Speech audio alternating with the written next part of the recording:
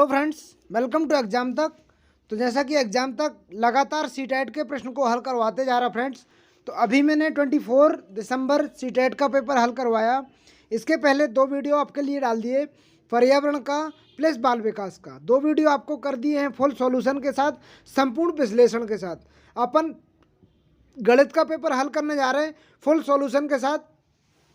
तो मैं इसमें केवल आपको उत्तर बताऊंगा, केवल उत्तर बताऊंगा, वो प्रश्न बताऊंगा। इससे आपको समझ विकसित होगी कि गणित में किस प्रकार के प्रश्न आते हैं और आप किस प्रकार की तैयारी कर रहे हैं। अगर आप सही तैयारी कर रहे हैं तो आप अभी तक आपने जो तैयारी की है, इससे अगर आपके प्रश्न आ रहे हैं तो आप सोचिए सही तैयारी कर रहे हैं। अगर यहाँ से प्रश्न आपके में बिल्कुल भी नहीं फंस रहे तो ये सोचिए आप कहीं ना कहीं तैयारी गलत कर रहे हैं। यानी गणित में अभी तक आपने जितना पढ़ा, अगर इसमें आपके प्रश्न मिल रहे हैं तो ये सोचिए आप एमपी टेट के अकॉर्डिंग पढ़ाई कर रहे हैं। अगर आपके नहीं मिल रहे तो ये सोचिए आपकी तैयारी गलत रास्ते में जा रही है, आप बाद में दिक्कत में फंस सकते हैं।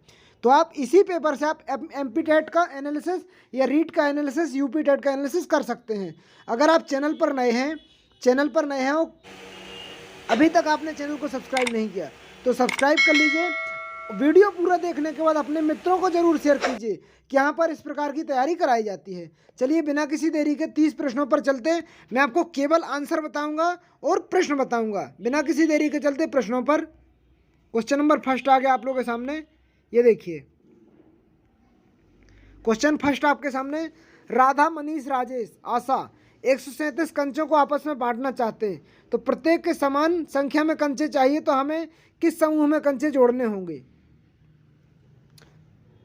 तो 31 का सी आंसर, मतलब 31 का आंसर सी करेक्ट आंसर जाएगा फ्रेंड्स।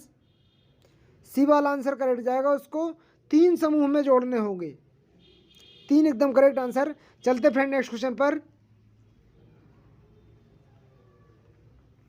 विषम भिन्न को चुनना है फ्रेंड्स। आपके सामने 32 प्रश्न आ गया है, विषम भिन्न चुनना है आपके सामने। विषम भिन्न कौन सी है? तो फ्रेंड्स विषम भिन्न आपके सामने बताना आपको। जिन लोगों ने सी आंसर दिया है एकदम करेक्ट आंसर सी जाएगा। बाद में मैं फ्रेंड पूरा डिस्क्राइब कर दूंगा, अभी केवल उत्तर समझेंगे अपन। चलते नेक्स्ट क्वेश्चन पर। क्वेश्चन नंबर 33 आ गया आपके सामने फ्रेंड्स।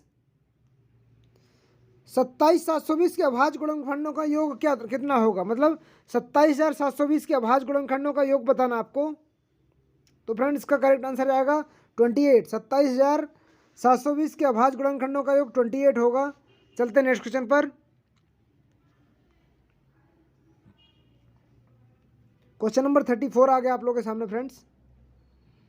मोहन के पास कुछ टॉफियां हैं, उसका 1/3 भाग अमर को, 1/4 भाग अकबर को, 1/6 भाग एंथनी को, 1/12 भाग चरणजीत को दे देता है। 1 दर्जन टॉफियां अभी भी मोहन के पास बची हुई हैं, तो मोहन के पास शुरुआत में कुल कितनी टॉफियां थी? तो फ्रेंड्स क्वेश्चन नंबर 34 का करेक्ट आंसर सी जाएगा।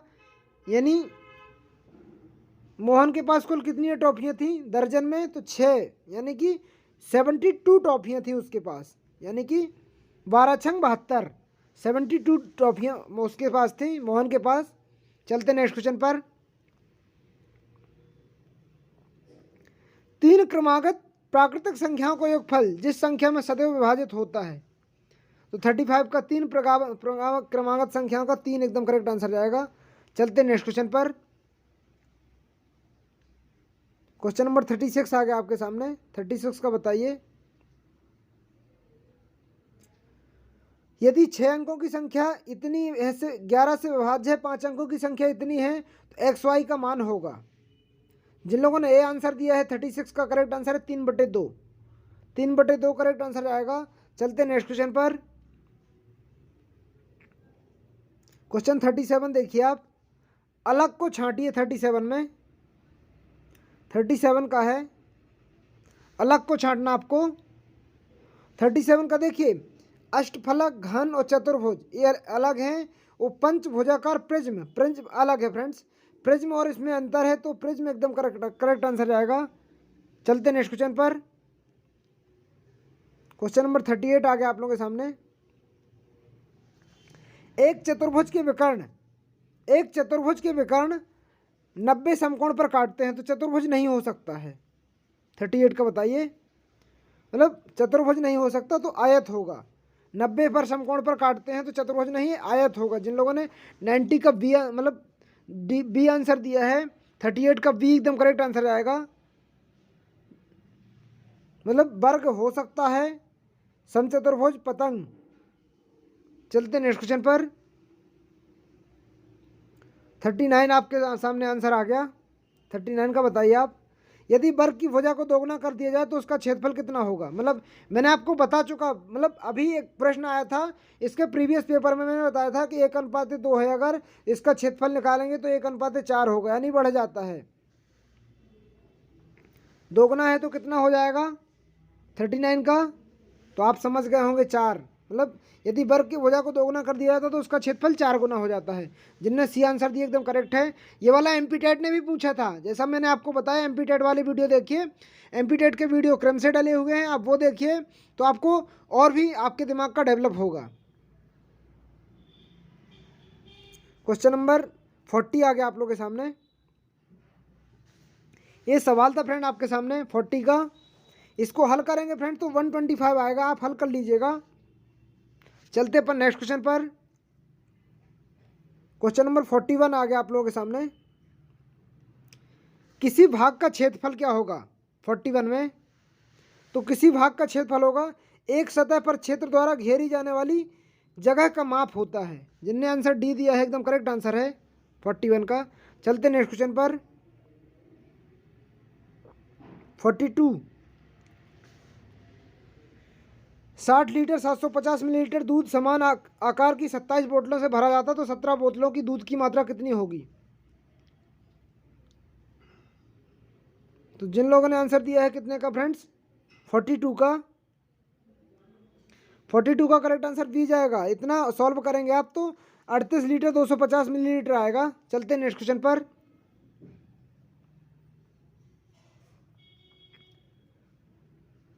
फ्रेंड 43 प्रश्न आ गया आप लोगों के सामने। 43 का बताइएगा। 43 का फ्रेंड जिन लोगों ने आंसर दिया है डी 21 नवासी, ये लुप्त संख्या में आएगा, मतलब आप हल कर लीजिएगा। चलते नेक्स्ट क्वेश्चन पर, ज़्यादा वीडियो बड़ा हो जाएगा वैसे में। क्वेश्चन नंबर 44 आ गया आप लोगों के सामने। अब मीनू के पास 1 सेंटीमीटर भुजा वाला एक घन है, वह अपने बक्से में 30 घन रखती है। यदि महिमा के पास घनाकार पासा जिसकी लंबाई 2 सेंटीमीटर 1 सेंटीमीटर और 1 सेंटीमीटर मीनू के बक्से ऐसे कितने रख सकती है कि पूरा बक्सा खाली हो। 44 बताइए। 44 जिन लोगों ने सी आंसर दिया है 15 एकदम करेक्ट आंसर है। चलते नेक्स्ट क्वेश्चन पर। क्वेश्चन नंबर 46 आ गया आप लोगों के सामने। 46 का देखिए। आयत की चौड़ाई के परिमाप का अनुपात 1:5 है, तो आयत की लंबाई और चौड़ाई के बीच का अनुपात क्या होगा। 46 का 1:5 है तो लंबाई चौड़ाई 4:3 होगी फ्रेंड्स। चलते नेक्स्ट क्वेश्चन पर। क्वेश्चन 45 का फ्रेंड्स ए आंसर रहेगा।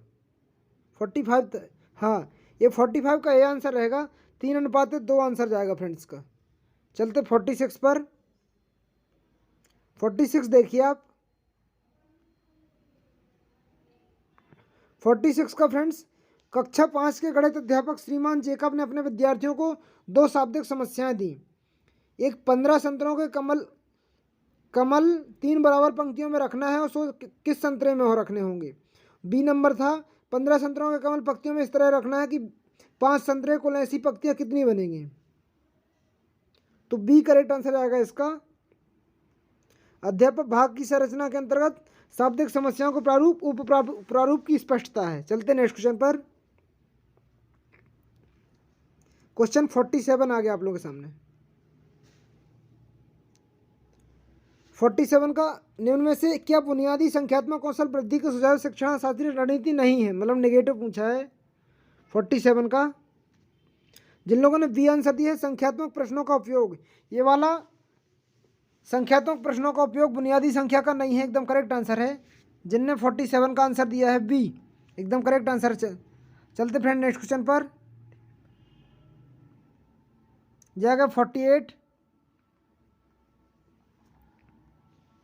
प्राथमिक कक्षाओं के बच्चों की आकृतियों की अवधारणा का परिचय देने के लिए निम्न में से अत्यधिक उपयुक्त क्रियाकलाप को पहचानिए। ए करेक्ट आंसर जाएगा। जिन लोगों ने ए आंसर दिया एकदम करेक्ट आंसर है। बच्चों को अपने चारों ओर विभिन्न वस्तुओं पदार्थों संबंधित अनुभवों को साझा करने का अवसर दिया जाए। 48 का ए करेक्ट है। चलते फ्रेंड नेक्स्ट क्वेश्चन पर। 49 आ गया आप लोगों के सामने। इनमें से कौन सा सोपान चरण समस्या समाधान का नहीं है? 49 का बताइए। जिन लोगों ने आंसर दिया है अविवेकी अवचेत कलन विधि का विकास करना, 48 का ये करेक्ट आंसर है। जिनने 48 का ये दिया है एकदम करेक्ट आंसर है। चलते फ्रेंड नेक्स्ट क्वेश्चन पर। क्वेश्चन नंबर 50 आ गया आप लोगों के सामने। राधा के पास 450 रुपये हैं, सीना के पास 550। सीना के पास राधा से कितना धन अधिक है? यदि बच्चे को उपरोक्त आर्थिक समस्या हल करने के लिए 450 प्लस 550 विधि से हल करता तो संभावित कारण क्या हो सकता है? तो देखिए आपके सामने क्वेश्चन नंबर 50 का आंसर बताना आपको। 50 का डी करेक्ट आंसर जाएगा। बच्चे ने अधिक शब्दों का योग से संबंधित कार्य किया है। योग से संबंधित कार्य किया है एकदम करेक्ट आंसर है। चलते फ्रेंड नेक्स्ट क्वेश्चन पर। 51 आ गया आप लोगों के सामने। अब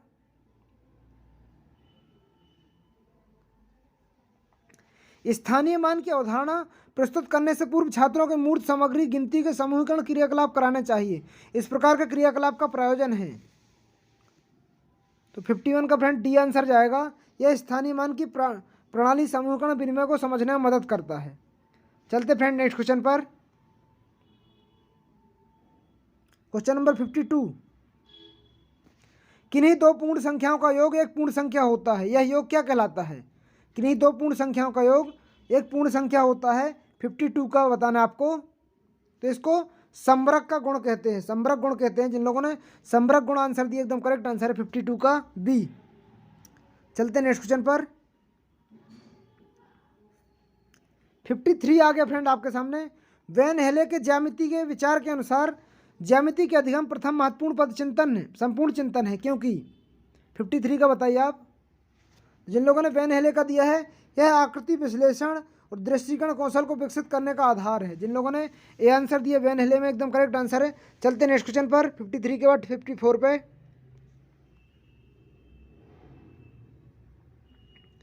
54 का बताइए आप लोग। एक अध्यापिका अपने छात्रों को कोई 4 अंक उपयोग करके एक 4 अंकों की सबसे बड़ी संख्या बनाने के लिए कहती है, बशर्ते 5 को इकाई के स्थान पर नियत करना होगा। यह एक उदाहरण है 54 का। जिनने बी आंसर दिया एकदम करेक्ट आंसर नियत कालिक प्रश्न। नियत कालिक प्रश्न एकदम करेक्ट आंसर जाएगा। चलते फ्रेंड नेक्स्ट क्वेश्चन पर। Question number 55। दशमलव संख्याओं का प्रतिनिधित्व करने के लिए निम्न में से कौन सा अति उपयुक्त है? 55 बताना आपको फ्रेंड्स। ये 55 है। जिन लोगों ने सी आंसर दिया है ग्रेड पेपर या ग्राफ पेपर एकदम करेक्ट आंसर। दशमलव संख्याओं का प्रतिनिधित्व करने के लिए ग्रेड पेपर या ग्राफ पेपर की जरूरत पड़ती है। चलते फ्रेंड नेक्स्ट क्वेश्चन पर। इसको ऐसे हल करते फ्रेंड्स, इस टाइप से दशमलव संख्याएं लिख देते बीच में। यहाँ बीच बीच में संख्याएं लिख दी जाती हैं। इसी को ग्रेड पेपर या ग्राफ पेपर कहा जाता है। चलते नेक्स्ट क्वेश्चन पर। क्वेश्चन नंबर 56 आ गया आप लोगों के सामने।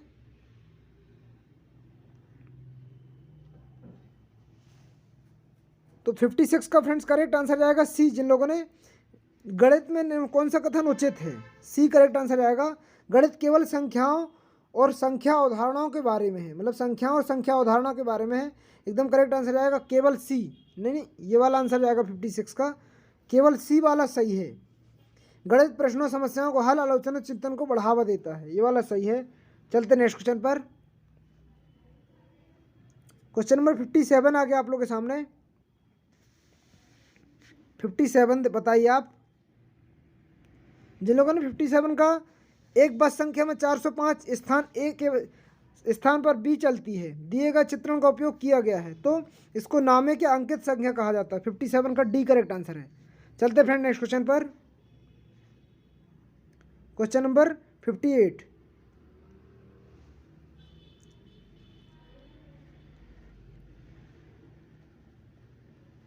58 का करेक्ट आंसर आएगा अशुद्धियां अधिगम का एक आवश्यक अंग है। सत्य है क्योंकि एक शिक्षक को छात्रों के दोनों अवसर उपलब्ध कराता है। अशुद्धियाँ विश्लेषण और उनके प्रभावपूर्ण रूप में संबंधित करती हैं। जिन लोगों ने बी आंसर दिया एकदम करेक्ट आंसर है। चलते नेक्स्ट क्वेश्चन पर। 58 का बी। चलते नेक्स्ट पर। क्वेश्चन नंबर 59 आ गया आप लोगों के सामने। 59 है, राष्ट्रीय पाठ्यचर्या की रूपरेखा 2005 के अनुसार गणित अधिगम के लिए उच्चतर उद्देश्य कौन सा है? तो जैसे मैंने आपको बताया है, बच्चे मस्तिष्क का गणितीकरण करने में उनके आंतरिक संसाधनों में विकास करेंगे। ये वाला एकदम करेक्ट आंसर है। 59 का सी एकदम करेक्ट है। चलते नेक्स्ट क्वेश्चन पर। क्वेश्चन नंबर 60 आ गया आप लोगों के सामने। एक व्यक्ति कहता कि गणित में लड़कियां लड़कों की अपेक्षा अच्छी होती हैं, यह दावे के आंकड़े सहायक होंगे। 60 का डी करेक्ट आंसर जाएगा। जेंडर में गणित के विशेष क्षेत्र में शोध का अध्ययन। तो फ्रेंड्स यहाँ पर अपने 30 प्रश्न खत्म होते हैं। तो फ्रेंड्स अब बताइए 30 प्रश्न ऐसे प्रश्न आएंगे अपने एमपी टेट में और रीट में। एमपी टेट में और रीट में प्रश्न ऐसे प्रश्न आएंगे। तो अभी तक आपने कितनी तैयारी कर ली है, अभी तक आपने गणित की कितनी तैयारी कर ली है, इससे आप आजमा सकते हैं। अगर आपके प्रश्न फंस रहे हैं, आप जो पढ़ाई कर रहे हैं आपके प्रश्न अगर फंस रहे हैं, तो आपकी तैयारी सही वे में जा रही है। अगर आपकी अभी तक तैयारी जो आपने गणित में की है बिल्कुल ही प्रश्न नहीं फंस रहे, तो ऐसा ही हाल फ्रेंड्स आपका एमपी टेट में होगा। आप समझ सकते हैं आपके गणित में कैसी आपकी तैयारी कराई जा रही है आपकी। आप समझिए उसको, मतलब आपको इस टाइप से तैयारी करनी, आपका पेपर इस टाइप से फंसे फ्रेंड्स। तो आप अपनी तैयारी को जरूर देखिए। एमपी टेट सी टेट का लेवल एक ही फ्रेंड्स, ऐसी एमपी टेट का आएगा और रीट का भी लेवल वही है, यूपी टेट का भी वही है। तो फ्रेंड्स अगर आप चैनल पर नए हैं, आपको वीडियो अच्छा लगा है तो चैनल को कर लीजिए सब्सक्राइब, अपने मित्रों को कीजिए शेयर। यहाँ पर प्रतिदिन तैयारी कराई जाती है। मिलते हैं अगले वीडियो में, जब तक के लिए जय हिंद जय भारत।